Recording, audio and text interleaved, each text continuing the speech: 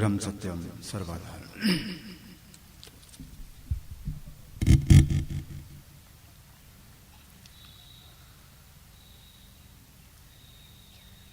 सत्संग का विषय समय है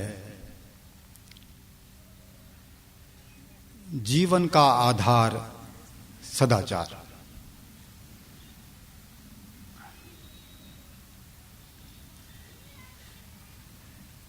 इस विषय को समझने के लिए पहले यह समझना जरूरी है कि जीवन क्या है। जीवन किसको कहते हैं?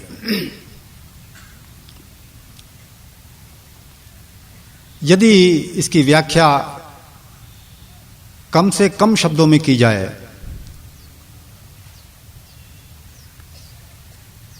तो सो कहना पड़ेगा कि वासना ही जीवन है। जो जीवन हम संसार में आकर व्यतीत करते हैं वो सारा का सारा जीवन जिस प्रकार से भी व्यतीत होता है वो हमारी वासना निर्धारित करती है।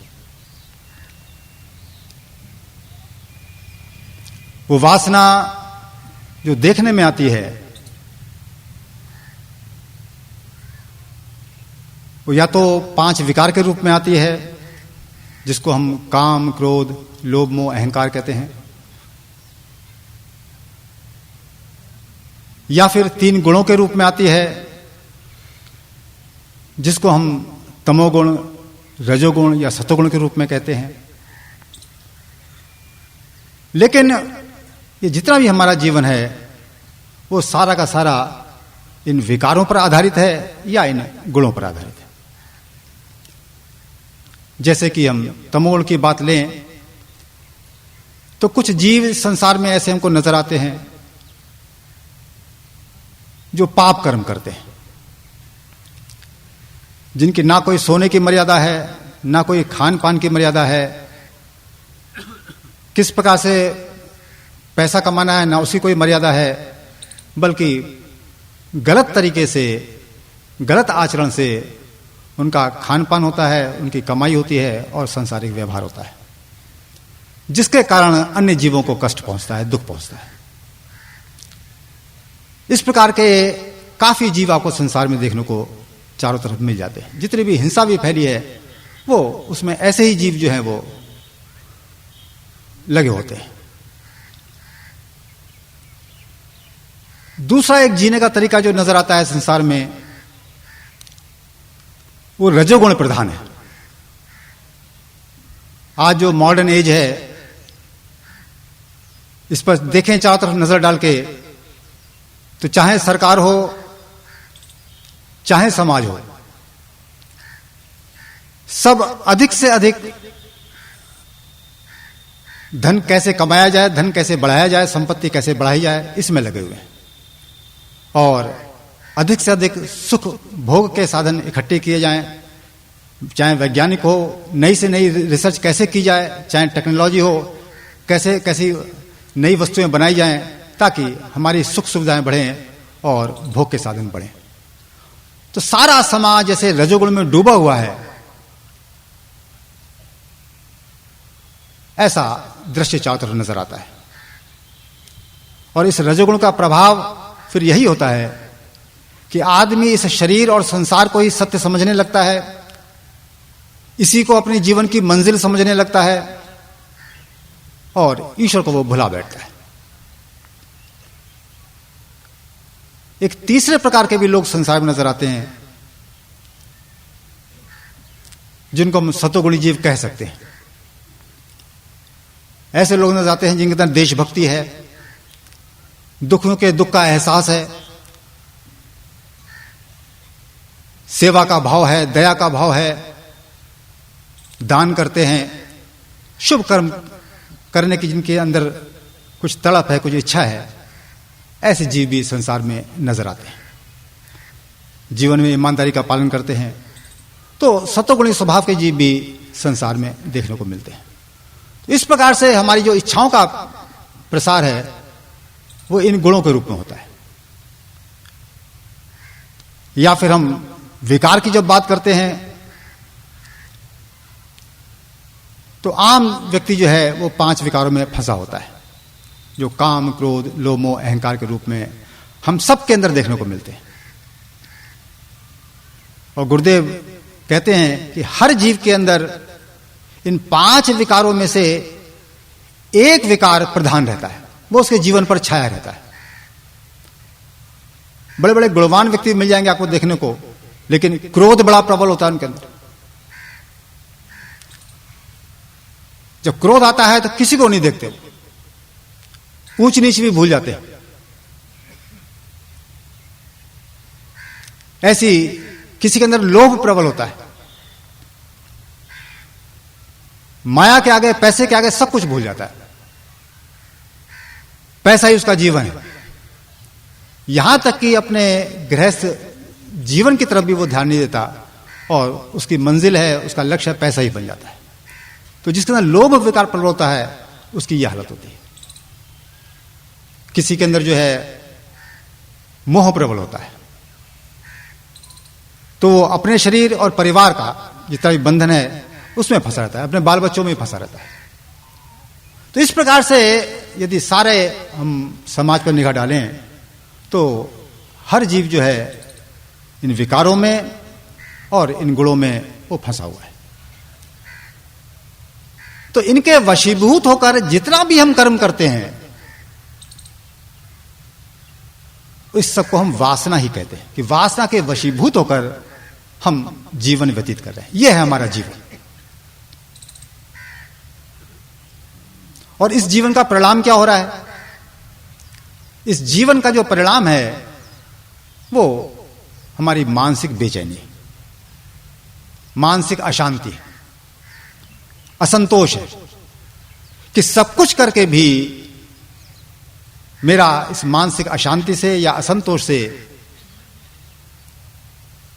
या यूं कहिए कि तृष्णा से छुटकारा नहीं होता।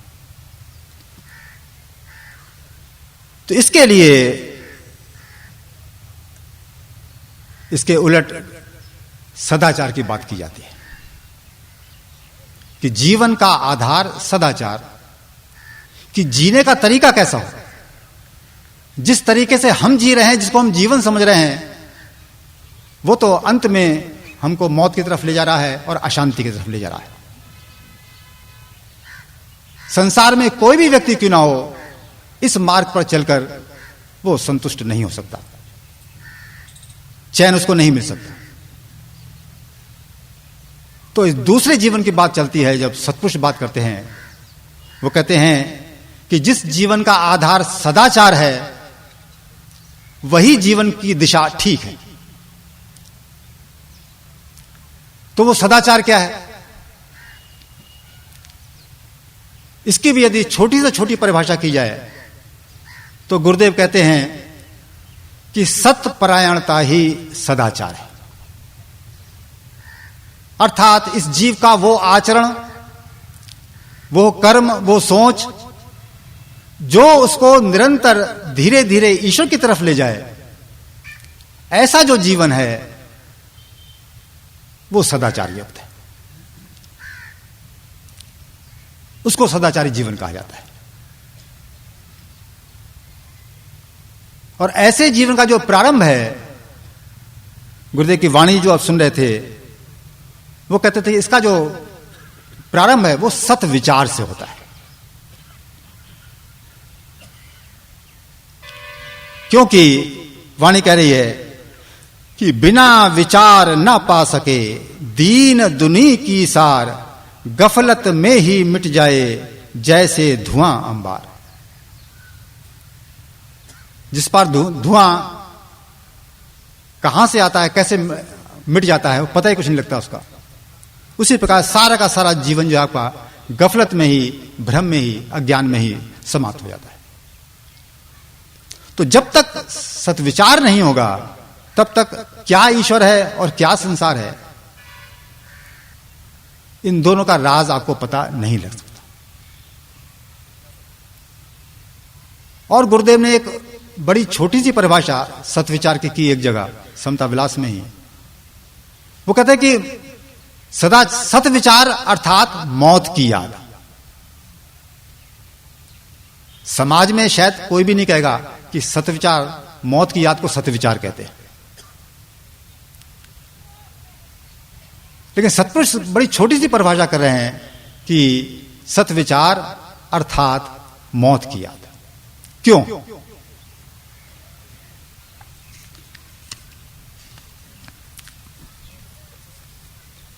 इसी वाणी में आता है सदाचार की कि मरने के ही गम से पाए साहब दीदार, हिरस गई संसार की मिट गए सकल विकार। ये मौत की याद कोई साधारण चीज नहीं है। जिसको सही रूप में मौत की याद आती है, कहते हैं कि वो उस मौत की याद से इसके अंदर वैराग्य पैदा हो जाता है, जिसको गम करके ये वाणी कह रही है। उसी मौत की याद से इसके अंदर विवेक भी पैदा हो जाता है, और उस विवेक और वैराग्य के बल पर कहते हैं पाए साहब दीदार, ये ईश्वर का दर्शन प्राप्त करने में समर्थ हो जाता है। हिरस गई संसार की मिट गए सकल विकार। और संसार की जो तृष्णा है इसके अंदर, संसार की जो वासना है, ये वासना भी मिट जाती है, और जितने विकार हैं जो वासना के कारण हैं वो भी इसके समाप्त हो जाते हैं। तो जिसको मौत की याद आती है वही व्यक्ति जीवन के बारे में गहराई से सोचता है।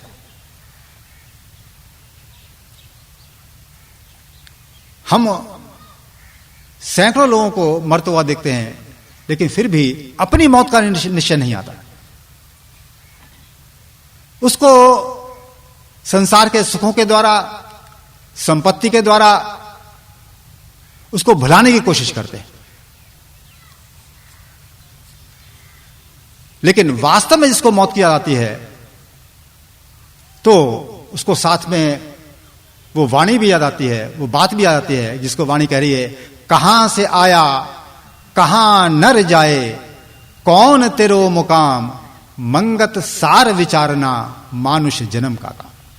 जिसको मौत की याद आती है, जीवन की नश्वरता याद आती है, वही इस बात को विचार करता है। उसी के अंदर यह प्रश्न उठता है कि मैं कहां से आया, इस जन्म से पहले मैं कहां था, और इस शरीर की मौत के बाद मेरा क्या होगा? क्या मैं मिट जाऊंगा? यदि बचेगा तो क्या बचेगा? कहां नर जाए, कौन तेरो मुकाम, क्या सारी मेरा जीवन इसी प्रकार चलता रहेगा? बार बार जन्म लूंगा, बार बार मरूंगा, और ये दुख भोगता रहूंगा? क्या मेरी कोई ऐसी मंजिल है, ऐसा कोई घर है, ऐसा कोई ठिकाना है जहां पहुंचकर मैं इस जन्म और मौत के चक्र से, इस मुसीबत से मैं बच सकूं? कौन तेरो मुकाम, तेरा वो ठिकाना कौन सा है? उस ठिकाने का, उस अपने परमानेंट होम के बारे में ये सोचता है। मंगत सार विचारना मानुष जन्म का काम। इस सार को विचारने के लिए यह मनुष्य चोला मिला है, मनुष्य जन्म मिला है।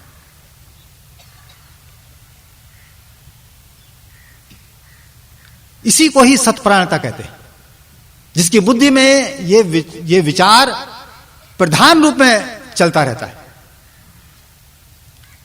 हर समय जिसके विचार में यह बात चलती है,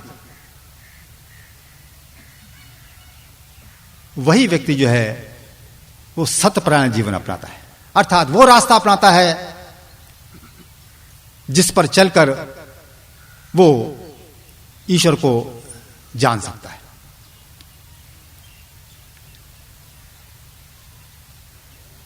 तो जब तक मौत की याद नहीं होगी, मनुष्य के अंदर इस सांसारिक जीवन के प्रति निराशा नहीं आ सकती। जिसको पता है कि जो कुछ भी मेरे पास है वो सब कुछ देर के लिए, उसके पश्चात वो मुझसे छीन लिया जाएगा, वो बचेगा नहीं। सबसे निकट वस्तु, सबसे प्रिय वस्तु ये मेरा अपना शरीर है। इसका अस्तित्व ही कुछ दिनों के लिए है, ये समाप्त हो जाएगा। और इस शरीर के साथ ही बड़ी साधारण सी बात है, जो कुछ भी मेरी सांसारिक शिक्षा है वो भी समाप्त हो जाएगी। जो कुछ मैंने मेहनत की थी उसकी प्राप्ति के लिए, जो कुछ संपदा इकट्ठी की वो भी खत्म हो जाएगी। इसमें से कुछ भी मुझको मिलने वाला नहीं। नया शरीर यदि मानुष चोला मिल भी गया तब भी फिर वहां पर केजी से लेकर पढ़ाई शुरू करनी पड़ेगी, फिर एबीसीडी पढ़ना पड़ेगा। तो इसलिए वो मैं कौन सी कमाई करूं जो मेरे संग जाए, और जीवन में जो मेरा असंतोष है, जो वासना की आग अंदर जल रही है, वो धीरे धीरे कम होती चली जाए। तो उस रास्ते पर चलने के लिए सदाचार के बारे में सबसे पहली बात जो गुरुदेव कह रहे हैं, कहते उसका प्रारंभ सादगी से होता है। क्यों ऐसी बात कह रहे हैं वो? तो सादगी के बारे में वाणी क्या कह रही है इस सदाचार में? कूड़ी देह का मान तज, सिमरे परवरदिगार, मर्यादा का करे खान पान, चाहे घर में भरे अंबार। कि सबसे ज्यादा जो मनुष्य का जो ध्यान रहता है वो अपने शरीर पर रहता है, और शरीर के कारण ही कपड़ों पर रहता है। कपड़ों से मिलता क्या उसका? मात्र शरीर का अहंकार बढ़ता है और कुछ नहीं मिलता उसका। जितना भी फैशन है वो केवल शरीर के अहंकार को बढ़ाता है। आदमी इनडायरेक्टली यह भजन ही करता रहता है कि मैं शरीर हूं, शरीर की पूजा उसकी प्रारंभ होती है। जबकि मनुष्य जन्म इस बात को याद करने के लिए है कि मैं शरीर नहीं हूं।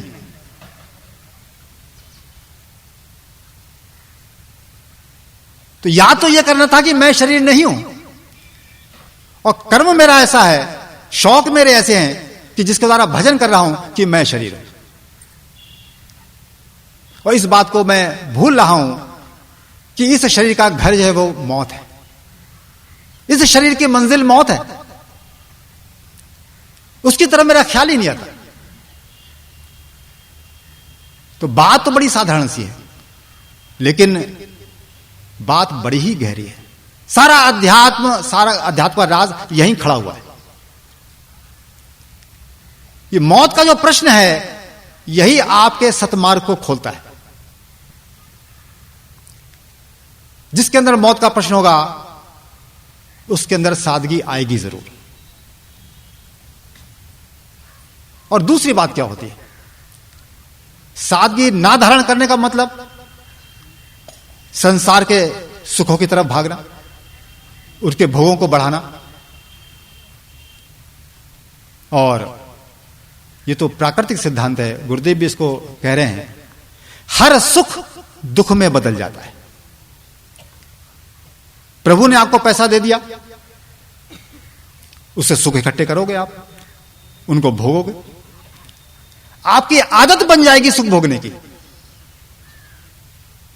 लेकिन जो प्रकृति का निजाम है, प्रकृति का जो चक्र है, यहां हर वस्तु परिवर्तनशील है, यहां तक कि तेरा शरीर। तो जो वस्तु तुझको आज सुख दे रही है वही वस्तु तेरे लिए कल दुख का कारण बन जाएगी। किसी को अपने बच्चे से बड़ा मोह है, भाई बच्चा आपका है, आप माता पिता हैं उसके, मोह तो कर सकते हैं उससे। बड़े आपने प्लान बनाया कि बड़ा अच्छा पढ़ाऊंगा उसको, मैं इंजीनियर बनेगा, डॉक्टर बनेगा, बड़ा अच्छा बिजनेसमैन बनेगा, बड़ी आशाएं पाली। और आजकल तो संतान भी लोगों के शहरों में 1-2 होने लगी हैं। तो स्वाभाविक रूप में वो माता पिता का केंद्र जो है बच्चे ही बन जाते हैं। लेकिन वो ये भूल जाते हैं कि इसका जो शरीर है, इसका जो जीवन है, ये नाशवान है, कि एक दिन ये हमको छोड़ के भी जा सकता है। इसकी कोई माता पिता तैयारी नहीं करते। अपनी मौत को भी भूले रहते हैं, अपने संतान की मौत को भी भूले रहते हैं। तो जिसमें आपने सुख देखा वो बालक आपसे कभी भी छिन जाता है। आम आप संसार में देखते हो। तो बताइए, जो सुख का कारण था, जो सुख की मंजिल थी आपकी, वो आपका दुख का कारण बन गया। तो इसीलिए जिसको मौत की याद रहती है, वो व्यक्ति फिर इस मोह में भी नहीं फंसता। वही व्यक्ति अपने जीवन में सही रूप में सादगी धारण कर सकता है। वही व्यक्ति लोगों से प्रेम भी कर सकता है। इसलिए महाराज जी से बात करते हैं कि प्रेम यानी लागर्ज मोहब्बत, ये सदाचार का उन्होंने 10 जो भूषण लिखे वाणी के अंदर, और उसके बारे में कहते क्या है, वो कहते हैं कि जिसके मन में और है बाहरों और दिखाए, दगा बाज सो जानिए ना भूलिए बात मिठाए। कि जिसके मन में कुछ और है, ऊपर से मीठी मीठी बातें करता है, कहते वो तो दगाबाज है। जो व्यक्ति जिसके मन में सादगी है, जो अंदर है वैसा ही व्यवहार उसका बाहर नजर आएगा। उसके मन में यदि आपके विरुद्ध भी कोई बात है, वो स्पष्ट आपसे कह देगा, भले ही आपको बुरी लगे कोई बात नहीं। वो अंदर से साफ होता है, साफ दिल। वही व्यक्ति दूसरे के दर्द में भी सहायक हो सकता है और दूसरे से प्रेम भी कर सकता है। तो सदाचार के बारे में गुरुदेव समता विलास में क्या लिखते हैं कि अल्टीमेटली हम किस प्रकार से जीवन में इसको धारण करें, उसके बारे में एक वचन गुरुदेव में लिखा है, वो जरा ध्यान से सुने। अगर कोई अपना कल्याण चाहे तो सबसे पहले अपना आचरण पवित्र करे। अगर कोई अपना कल्याण चाहे तो सबसे पहले अपना आचरण पवित्र करे, यानी स्वार्थ जीवन में पवित्रता प्राप्त करे। बगैर स्वार्थ शुद्धि के परमार्थ निर्वास पद प्राप्त होना कठिन है। इस वास्ते हरेक मानुष मात्र के वास्ते यथार्थ यत्न यही है कि सांसारिक रीति में विचरते हुए अपने जीवन को मर्यादा अनुकूल व्यतीत करे, तो उसको निर्मल बोध निर्वास शांति प्राप्त होनी सहल है। हमारी मंजिल क्या है कि निर्वास स्थिति प्राप्त करना, जहां वासना शून्य हो जाती है। तो इसका प्रारंभ कहां से होगा? प्रारंभ यही होगा कि जो हमारा स्वार्थ जीवन है, जो आम सांसारिक जीवन है, इसमें हम पवित्रता धारण करें। इसमें हमारे जो दोष हैं, जो विकार हैं, उसको धीरे धीरे कम करें। बेईमानियां कर रहे हैं तो छोड़ें बेईमानी को, ईमानदारी से धन का अर्जन करना शुरू करें। हमारे आहार में कोई दोष है, जिस आहार से हमारे स्वास्थ्य का भी नुकसान हो रहा है और पैसा भी ज्यादा खर्च हो रहा है, उस आहार का त्याग करें। लोग तंबाकू सेवन करते हैं, शराब का सेवन करते हैं, मीट खाते हैं, इतने भी हरकत नहीं है, इसका करना शुद्ध ग्रह आसक्त को जानना। उसी के अंदर जो है वो, उसी के ऊपर जो है वो, क्योंकि गुरु अल्टीमेटली ईश्वर ही है, वो हमारे अंदर ही निवास कर रहा है। तो उसकी कृपा का अधिकारी ये जीव तभी बनता है जो उसका सांसारिक जीवन जो है वो सदाचारी होता है। और वो गुरु कृपा जिसको कि उपनिषद में अग्नि करके कहा गया, जिसको कि योग शास्त्र में कुंडलनी करके कहा गया, जिसको कि आधुनिक भाषा में ट्रांसेंडेंटल फोर्स करके कहा गया, वही चीज हमको वही गुरु कृपा के रूप में प्राप्त होती है, ईश्वर कृपा के रूप में हमको प्राप्त होती है। वही हमारे इस तम को और रज को जलाती है। और एक दिन मनुष्य इस संसारी चक्र के से बचकर, इस वासना के चक्र से छूटकर उस ईश्वर को प्राप्त कर लेता है। तो जो कुछ भी हमारा संसारी जीवन है, जो कि वासना से भरा हुआ है, उसमें हम ईमानदारी का पालन करें, पवित्रता का पालन करें, धीरे धीरे त्याग वृत्ति बनाएं और ईश्वर विश्वास को धारण करें, ताकि हम भी एक दिन गुरु कृपा के पात्र होकर अपनी मंजिल तय कर सकें। ओम ब्रह्म सत्यम सर्वदा।